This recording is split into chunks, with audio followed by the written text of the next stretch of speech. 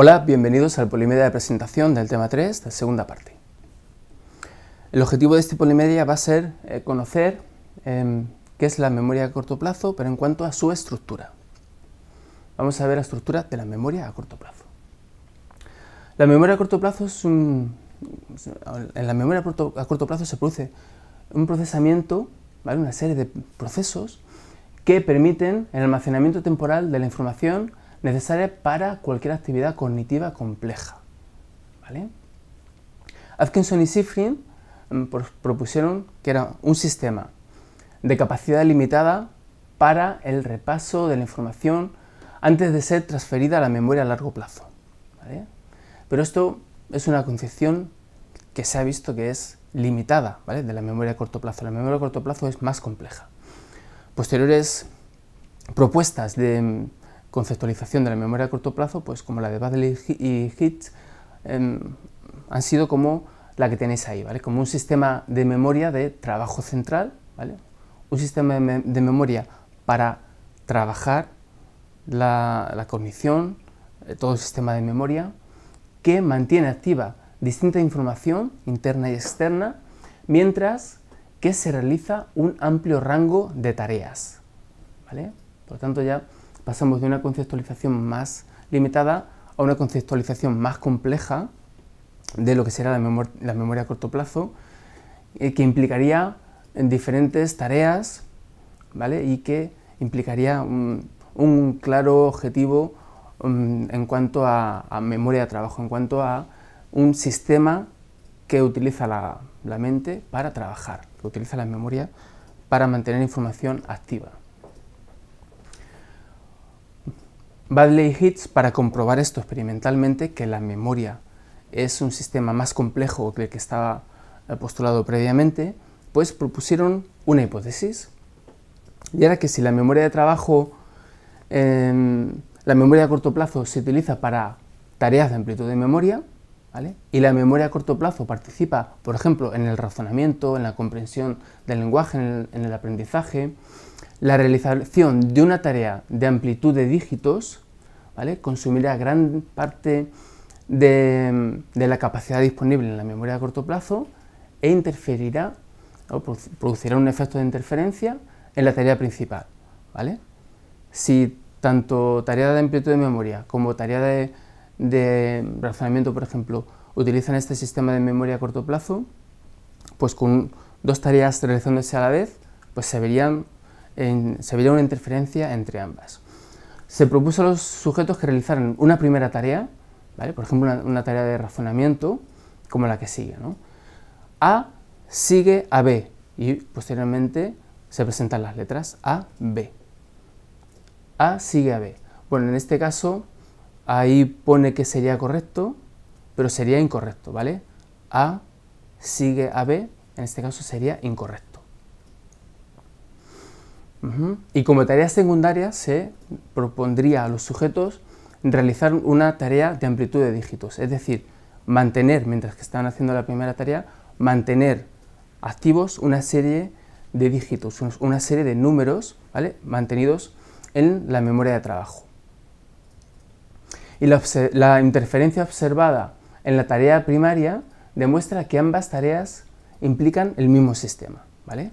Al realizar la tarea primaria se ve que la secundaria produce una interferencia, por lo tanto se piensa que se utiliza un mismo sistema para ambas tareas, ¿vale? De capacidad limitada, pero lo que se comprobó con ese estudio es que dicha interferencia no era catastrófica, como propusieron los autores, ¿no? El término catastrófico no llega a ser una interferencia muy importante, ¿vale? Lo que se puede ver como que este sistema es flexible. Aquí tenéis los resultados del estudio. Como podéis ver, cuando la carga de dígitos era corta, de un 1, 2, pues el tiempo era corto, 2,2 segundos, más o menos. Pero cuando la carga de dígitos de la tarea secundaria ya llegaba a los 6, 7 dígitos, el tiempo crecía, por lo tanto había una interferencia, lo que mostraba que había un único sistema, que era la memoria a corto plazo. Pero si os fijáis bien, se pasaría de 2,2 segundos en 0 y 1 dígitos a 2,8, casi 3, con 6 dígitos. Por lo tanto, sí que hay interferencia, pero no es muy importante. Además, si analizamos los errores, vemos que hay una constancia en cuanto a los errores cometidos por los sujetos. Es decir, que aunque había una carga amplia de dígitos, los errores no había más errores que con una carga pequeña de dígitos, ¿vale? Esto pues indica que sí que hay un sistema unitario, pero que es flexible, ¿vale? Es decir, que los datos procedentes de este estudio de tarea secundaria apoyan la concepción de la memoria a corto plazo como un sistema multicomponente que permite mantener activada y accesible una cantidad limitada de información durante un corto espacio de tiempo, ¿vale? Hay diferentes componentes en el sistema, ¿vale?, para explicar estos resultados del estudio de la tarea dual o secundaria.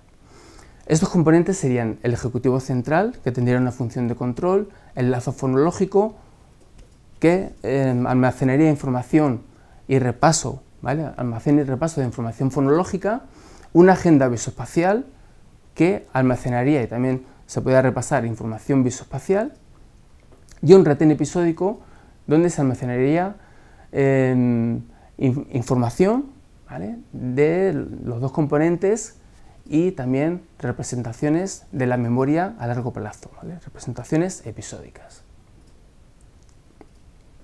En cuanto al lazo fonológico, pues la función principal de este componente de la memoria de trabajo, de Baddeley-Heath, sería mantener, ¿vale?, en un almacén fonológico y manipular mediante un repaso articulatorio similar al habla subvocal, ¿vale?, información acústica, fonológica, para mantener activa la huella de memoria, ¿vale?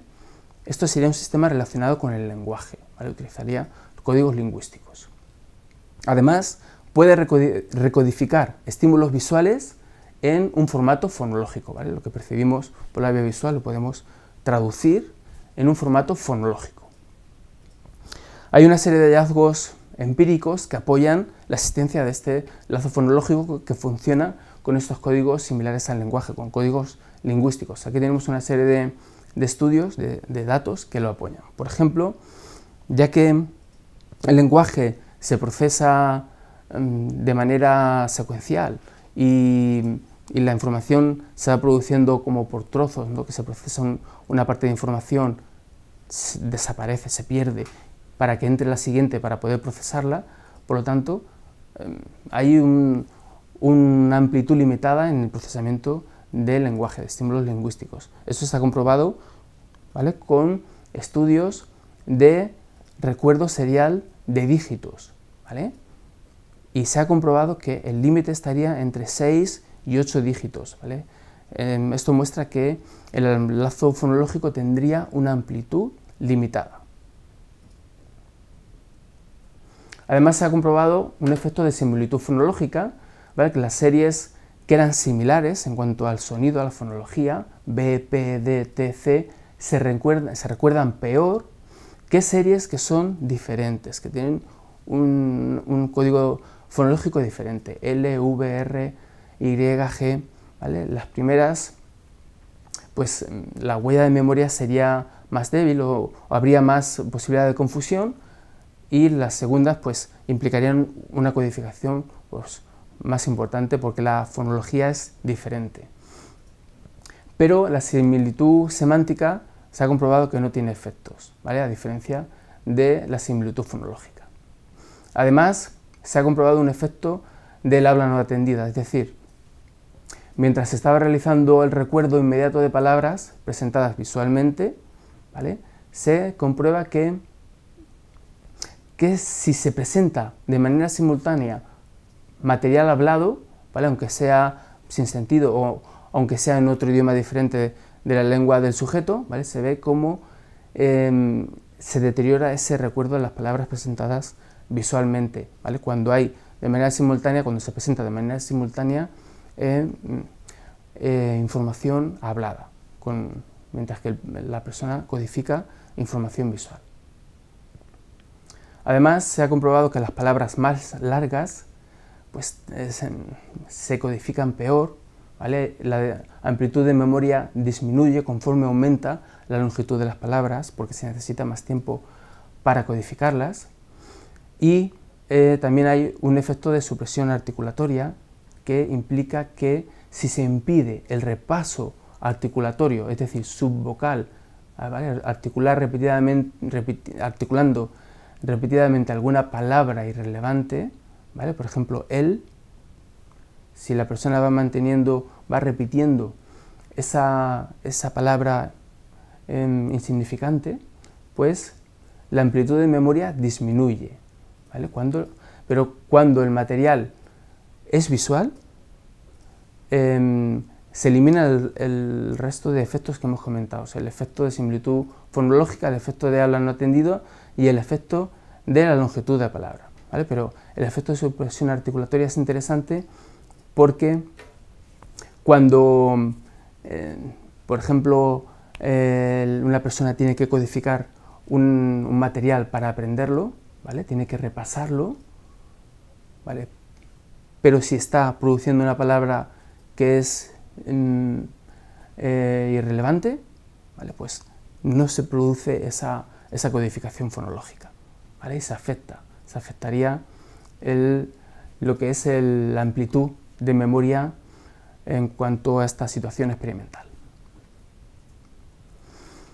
La agenda visoespacial es otro componente de la memoria a corto plazo, cuya función es mantener y manipular información visual y espacial, ¿vale? Los componentes serían un almacén visual que retiene información, ¿vale? Que no es modificada, y también un componente que se denomina escriba interno, que sí que implicaría un proceso que permite transformación, manipulación o integración de información espacial almacenada. Pensad que podemos generar imágenes para pensar, para procesar información, podemos rotar imágenes en el espacio, y esto sería gracias a la agenda visoespacial, que por cierto es independiente del lazo fonológico. Además también tenemos un ejecutivo central que tiene como principal función controlar, ¿vale? Controlar todo el proceso de memoria a corto plazo, y este ejecutivo central sería un centro de control de la memoria a corto plazo cuya función es la de organizar los recursos atencionales, ¿vale? Según el modelo de control de la acción de Norman y Salis, ¿vale? Según el SAS, el Sistema Atencional Supervisor.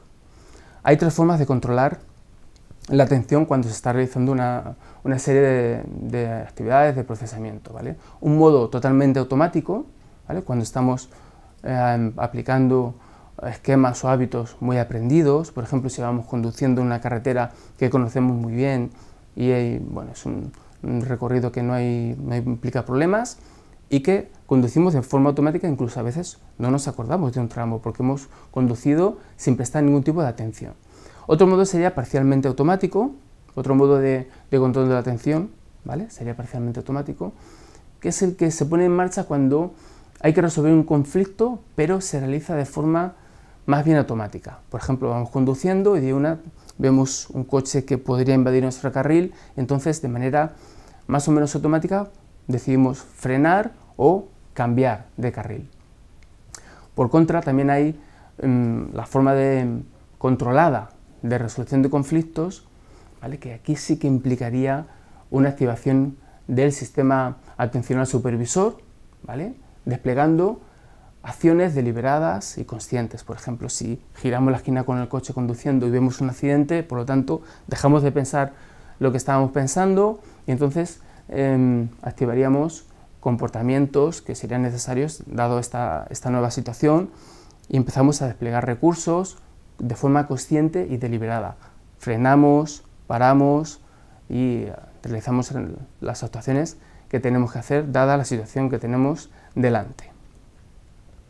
Además, el Ejecutivo Central tiene una serie de capacidades básicas, como la capacidad de focalizar la atención y dividir la atención, además de cambiar el foco atencional, ayudándose también del lazo fonológico, en este caso, para cambiar, y también tiene la capacidad de vincular la memoria operativa con la memoria a largo plazo. ¿vale? También ayudándose de otro componente como es el buffer fonológico.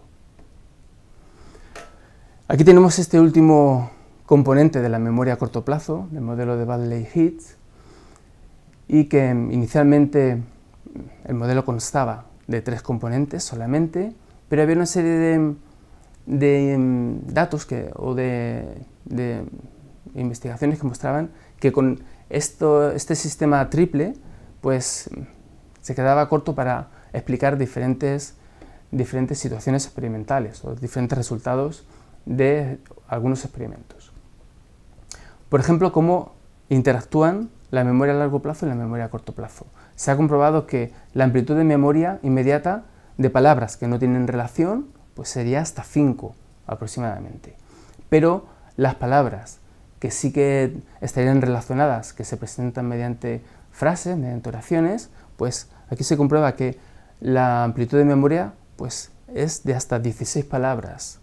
¿Vale? Esto no casa bien con una concepción de la codificación de información meramente fonológica, por ejemplo, con el lazo fonológico. ¿Vale? Tiene que haber ahí una interacción entre la memoria a corto plazo y la de largo plazo que expliquen esta diferencia en cuanto a la amplitud de memoria en función de si hay relación entre las palabras o si no hay relación entre las palabras.